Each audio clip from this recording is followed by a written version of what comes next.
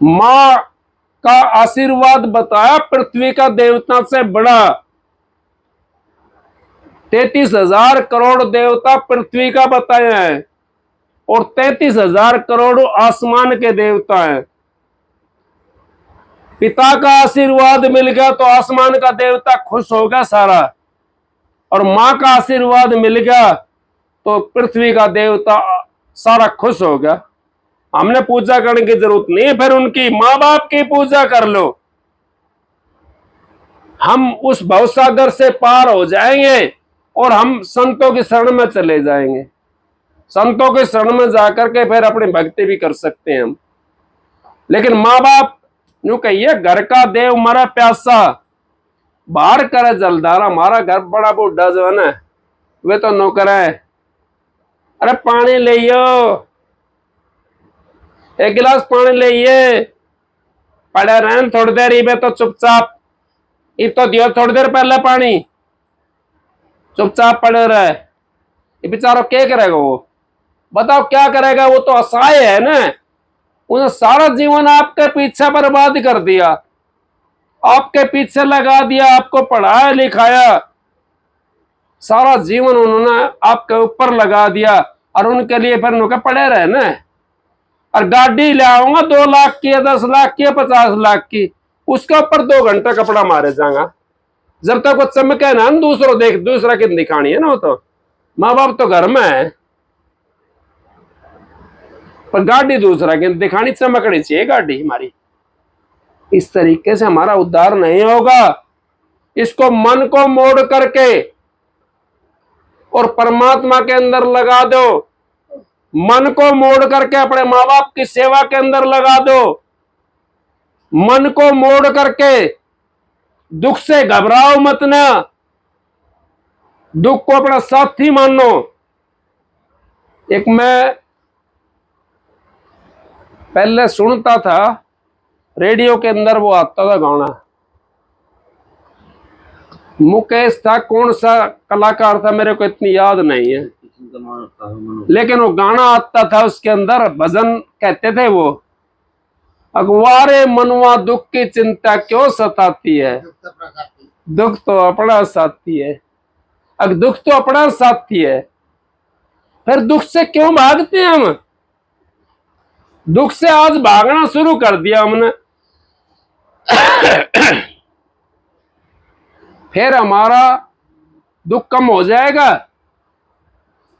नहीं हो सकता कम, क्योंकि करा हुआ तो हमने भोगना पड़ेगा। अगर आपने सुख का साथ भी उसके अंदर लगा दिया, यूं कहिए संत महात्माओं ने, आखिर दुख है ना, ये अपना साथी है, और इसके अंदर आपको अगर नाम मिल रहा है तो दुख आपको कम महसूस होगा। और ये कह दिया, अग दे धरे का दंड सब का को होत, ज्ञानी काटे ज्ञान से, मूर्ख काटे रोत। जिसने दे धर लिया, दुख तो सब ना होगा। दे नहीं धरते हम, अगर दुख नहीं होता ना, सुख और दुख हमारे पास में नहीं होते तो दे नहीं मिल सकती थी, हम मुक्ति में चले जाते सीधे। दे हमारे को जब मिली है, अब जब हमारा कोई ना कोई कर्म बाकी था, या तो हमने किसी से कुछ लेना है या किसी को कुछ देना है, चाहे कहीं भी लगा लो, आप रिश्तेदारों पर लगा लो, बेटा पोता पर लगा लो, दी जमाइया पर लगा लो, यार पड़ोसियों पर लगा लो, किसी पर लगा लो, जब तक हमारा कोई ऋण नहीं था, हमारे को दे नहीं मिल सकती। हमारे को मुक्ति धाम में चले जाएंगे। ऋण उतारने के लिए संत महात्माओं की शरण में जाना पड़ता है। ऋण हमारे को संत महात्माओं की शरण में जब चले जाते हैं तो हमारा ऋण उतर जाता है। इतना हमारा ऋण उतर नहीं सकता, क्योंकि अच्छे बुरे की हमने पहचान नहीं होती। और संत महात्मा सत्संग करते हैं, वो बताते हैं ये तो अच्छा है, ये बुरा है, वो आपको समझाते हैं, उसकी समझ करके और आप अपने घर चले जाते हो, तो आपका ऋण उतर जाता है। दुख में दुख नहीं होना चाहिए। यूं कहिए कबीर साहब ने, दुख में सुमरण सब करें, सुख में करे ना कोई, और जो सुख में सुमरण करे दुख का एक कोई। दुख में सुमरण सब किया, दुख में सब ने करा सुमरण। राजा रंग फकीर, कोई सिंहासन चढ़ चला, कोई बंधा जंजीर, कोई तो सिंहासन बैठ के चला जाता है, कोई जंजीरों में बंद कर जाता है। आप क्यों चिंता करते हो? दुख हमारा साथी होता है, उससे भागना नहीं चाहिए। ज्ञानी ज्ञान से काट लेता है और दुख को भी काट लेता है। और जो वैसा होता है ना मूर्ख जिसको बोलते हैं, दुख तो उसने भी काटना पड़ेगा, शरीर को भी खोलेगा। मेरा तो दुख है, मेरा तो दुख है, मेरा तो दुख है, शरीर भी खत्म हो जाएगा। उससे ज्ञान नहीं काटे, ज्ञान से मूर्ख काटे रोज। इस तरह का दुख से दुखी नहीं होना चाहिए जीव ने। और इस मन को मोड़ने की कोशिश करो, मन को इसको हटा करके उस परमात्मा के नाम पर जोड़ दो, तो आपका ये साथी बन जाएगा। आपको कंधे पे बैठा करके सतलोक की हद में ले जाएगा ये आपको।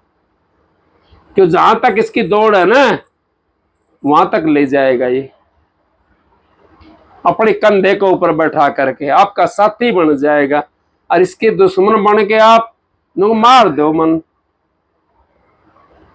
मनसा मरती है? कभी नहीं मरती। मनसा नहीं मरती कभी भी। क्यों नहीं मरती? आपने देखा होगा बैलों को कितनी कराते थे पहले, नहीं कराते थे? क्या मनसा मर जाती थी उनकी? नहीं। मन को मोड़ना है, मन को मोड़ करके उस सूरत के अंदर जोड़ दो जो आपके गुरु ने बताया हुआ है। जो भेद बता रखा है उस रास्ते के अंदर आप अपनी सूरत को लगा दो। आपका वो काम भी बन जाएगा और आपका मन भी काबू में आ जाएगा। हमारे शब्द गाया करती, बहुत बुजुर्ग थी, क्योंकि इस मन में क्यों करे समझाऊं, मेरा तो मनवा मान तारे को न्या, मेरा यो मनवा मान तारे को न्या। इसने कैसे समझाऊं मैं, ये तो मानता नहीं है, ये नहीं मानता। लेकिन इसको मनाना है हमने। जो सतगुरु ने नाम दिया उस नाम का सुमरण के अंदर इसको बुला दो। जो नाम का सुमरण करोगे ये मन अपना आप गैल गैल हो लेगा। अब भाई ये मेरे काबू में नहीं आ रहा और ये हमारी गैल हो लेगा। मन की तरफ न पीठ कर लो और अपना चलते रहो, पीछे लगा रहेगा, पड़ा रहेगा ये। इससे विनती करा करो, भाई मुने देख मुने मौका मिल रहा है, मन मनुष्य चोला मिल गया भाई, मुने मनुष्य चोला मिल गया। और नहीं तो 84 में जाऊंगा। ये तो मेरा गला छोड़ दे, कम से कम ये मेरा गला छोड़ दे तू, ये मेरा पीछा मत ना करे। नहीं तो मुझे तेरी मर्जी, तेरी उससे 84 में जाना पड़ेगा। तू मेरा साथी बन जा और मेरी मदद कर, ये मान जाएगा, ये मान जाएगा। गुरु का नाम लेकर के आप इसके साथ लग जाओ, ये आपके साथ हो जाएगा। जब तक गुरु का बाण हाथ में नहीं लोगे तब तक ये मन मानेगा नहीं। क्योंकि 84 से हमारा ये बहुत ज्यादा मोटा हो रहा है मन। आपने जमींदार आदमी हो, सारे सब समझते हो, ये चौमासा लग रहे हैं। एक मोथा घास होती है ना मोथा, या 4 पत्ता सा हो ऊपर, एक डंडी में 4 पत्ता लिकड़िया हो उसमें। वो अब क्या तो जामी है, 2-4 साल तो ना हो जामी ओढ़ने। जब उसने पाड़ो को उसका मैं कितनी जड़ लिकड़ेगी, उसके अंदर हजारों जड़ लिकड़ेगी गिनोगे तो। इसी तरीके से हमारी जीवात्मा लाख कितने जन्मों से ये मन का साथ करते हुए और इस संसार के अंदर इतनी गहरी जड़ें होगी, यहां से जीवात्मा को पाड़ना बड़ा कठिन काम है। बिना गुरु के सहारे के हम जीवात्मा को पढ़ नहीं सकते। यहां से कई भाई नु कहते हैं मैं तो शब्द के साथ में पहुंच जाता हूं, शब्द के साथ में शब्द गाते गाते पहुंच जाता हूं। हाँ पहुंच जाता है। किस तरीके से पहुंचता है वो? जब पहुंचता है जब उसका शब्द का पहले अभ्यास करा है उसने। बैठत उठत खड़े उताने कह कबीर हम उसी ठिकाना। जब तक अभ्यास नहीं करा उस शब्द का वो वहां पहुंच नहीं सकता। गाने से थोड़ी पहुंच जाएगा। मैं कहता हूं ना कई दफा रोटी पो करके बोइया भर के रोटी का और वो पेट के बांध लिया तो भूख तो ना मिटेगी। भूख तो जब मिटेगी जब उसमें से एक रोटी खा लेंगे हम, तभी मिटेगी ना। और बोइया भर के और पेट के बांध लिया वो। जब तक हम उस दराज में नहीं बढ़ेंगे। शब्द भी गाया था भाई ने पीछे पहले। हम अगर रस्सी सिल पर निशान कर देती है, रस्सी जो होती है वो पत्थर की सिल के ऊपर निशान कर देती है। वो निशान डाल लो अपने अंदर में, फिर आप पहुंच जाओगे शब्द के पास में। जब तक आपका वो निशान नहीं डाले रस्सी वाला तो शब्द के पास में नहीं पहुंच सकते। आत्मा त्रिलोकी के अंदर है और शब्द चौथे लोक के अंदर है। बताओ कितना फासला होगा उसका। लेकिन है तो इसी के जरिए से, है तो इस शरीर के अंदर से ही। रास्ता तो यही है जाने का। इस करके आप लोग उससे मिल भी जाओगे। लेकिन जब मिलोगे जब आपका अभ्यास पक जाएगा। इसी तरीके से महाराज जी कहते हैं परम संत हजूर ताराचंद जी, रसरी आवत जात सिल पर करत निशान, करत करत अभ्यास के जड़ मत हो सुजान, रसरी आवत जाता सिल पर करत निशान। फिर वो सिला किंगाने चल रही हो, किंगाने बाल्टी चल रही हो, किंगाने रस्सी चल रही हो, किंगाने घेरी चल रही हो, वो उस खांचे के अंदर अपना आप पहुंच जाएगी। जब आप बाल्टी डालो कुएं के अंदर और पानी खींचोगे तो अपना आप उस खांचे के अंदर पहुंच जाएगी वो। इसी तरीके से हमारी सूरत भी जब आप अभ्यास बना लोगे अंत समय के अंदर उसको आसानी हो जाएगी जाने में। अभ्यास करा नहीं फिर अंत समय में वो पर्दा कैसे खुलेगा भाई? कैसे उस मालिक से मिलेंगे हम? अभ्यास हमने भाई, अभ्यास हमने करा नहीं। अंत समय के अंदर कैसे मिलेंगे मालिक से बताओ? हमने उस जगह जाने का रास्ता का नहीं पता, एक दिन भी अभ्यास नहीं करा बैठ करके। उस मालिक से कैसे मिलेंगे अंत समय? उस मालिक से अंत समय में तभी मिल सकते हम जब हमने अभ्यास करा होगा। और फिर हमारी सूरत को कोई दिक्कत नहीं आएगी। रुक गया कंठ दसू दरवाजा मच गई ग्यारी रे, मनवा ना ही बिचारी रे, मनवा ना ही बिचारी रे। मन ने क्या बिचारेगा? मन दसू दरवाजा रुक जाएगा, मन तो निकल का बाहर पुलेगा अपना। कौन रह जाएगा इसके अंदर? इसके अंदर जीव आत्मा वो ग्यारी मच जाएगी। और जहां मन की आपकी बैठक होगी ना उस इंद्री से आपका प्राण छिन्न हो जाएंगे। चाहे कोई भी इंद्री पर आपकी बैठक हो, कानों में हो, मुंह पे हो, आंखों पे हो, नीचे वाले द्वारों पे हो, जहां आपकी इंद्री की बैठक होगी, मन की बैठक होगी, उसी से वो जीव आत्मा निकल करके 84 में चली जाएगी। जब आपने अभ्यास कर लिया तो आपकी वो मालिक के पास में पहुंच जाएगी, क्योंकि रास्ता आपने पहले बना लिया। इस करके संतों ने कहा जब लग देखो ना अपने नैना, इतना मानो ना किसी का कहना, इतना किसी का कहना नहीं मानूंगा, इतना अपने नैनों से नहीं देख लूंगा। तो नैनों से देखना है, पहले देख लो आप। पहले देख लोगे तो परमात्मा से मिल जाओगे। अब पहले नहीं देखा आपने और अभ्यास नहीं करा, कर्म उल्टे सीधे करते रहे, तो सत्संग होने का ना होने का कोई फायदा नहीं है। हमने नाम ले लिया और फिर भी हम सत्संगी नहीं बना, फिर भी संसार से घटिया काम कर रहे हैं, तो गुरु ने भी गाली दीवा रहे हैं ना, दीवा रहे हैं। नाम हमने ले लिया, इससे बढ़िया तो नाम ना लेता, ये जरूरी थी। संसार से घटिया काम करें तो सत्संगी कहां होया। फिर हम तो सत्संग तो नीचे कह दिया, उनके ने कहा नुगरा, वे होते हैं नुगरे जिसने गुरु से नाम लेकर के और गुरु के वचन को नहीं माने, उसको कहते हैं नुगरा। तो नुगरे ना बनना, हमने सुग्र रहना है और गुरु के वचन को मान करके, ये हमारे को अच्छा मौका मिला हुआ है जो परमात्मा से मिलने का है और मालिक से मिलने के लिए। हम और कोई शरीर बढ़िया नहीं है हमारे को जाने के लिए।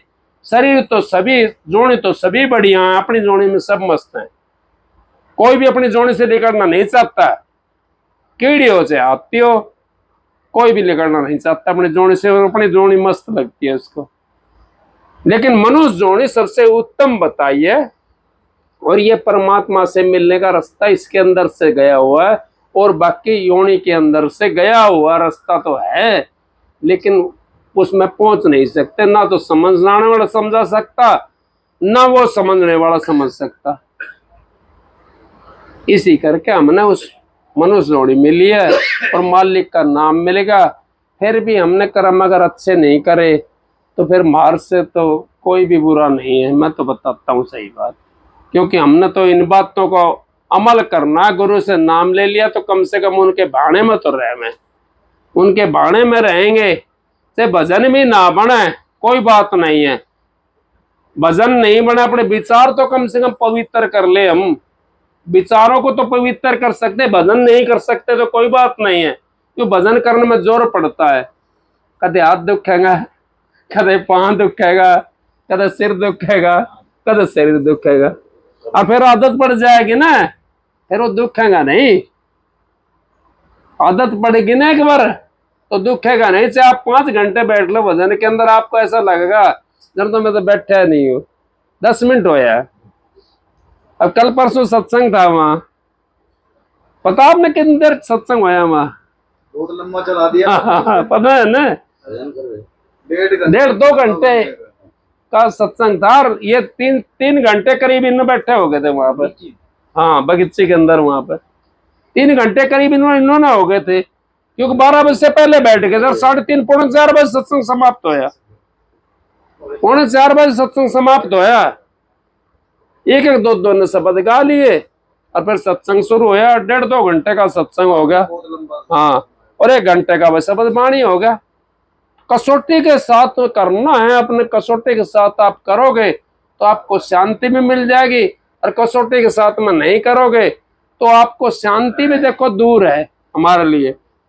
बल्कि भजन हमने करना बस की बात नहीं है, हम तो वो तो कर सकते हैं, अपने विचारों को पवित्र कर सकते हैं। विचार हमारे पवित्र हो गए तो भजन हमारा बन जाएगा। भजन अब नहीं बनेगा फिर बन जाएगा। विचार पवित्र करना, विचारों से हमारा आधा से ज्यादा काम बन जाता है, आधे से भी ज्यादा काम बन जाता है। विचार अगर हमारे पवित्र हो गए ना तो आधे से भी ज्यादा हमारा काम बन जाएगा। हमारे जीवात्मा को अंदर जाने में परेशानी नहीं होगी। विचार हमारे गंदे हैं तो पहले तो गंदा कर्म न धोएगी वो। कोई कपड़ा मैला हो तो साबुन लगा होगा, पहले उसने साफ करे ही कपड़ा, मैं तो उजाड़ों के अंदर दिखाई देगा। उजाला तो जब दिखाई देगा कपड़े के अंदर जब वो साफ होने लगेगा, साफ हो जाएगा। इतने कपड़े के अंदर उजाला नहीं दिखाई देगा। तो इस करके संत महात्मा आपको ये शिक्षा देते हैं, आप अपने कर्मों को सुधार लो और भाई मालिक का सुमरण करो। भजन ना बने कोई बात नहीं है, ये हमारा बस की बात नहीं है भजन बनाना, ये तो गुरु की दया से बनता है भजन। लेकिन विचार तो अपने पवित्र कर सकते हैं। गुरु ने बताया विचारों को अपने पवित्र कर लो तो आपका तो समझो भजन बन गया, पर आपका तो चोट निशाने के ऊपर लग गया।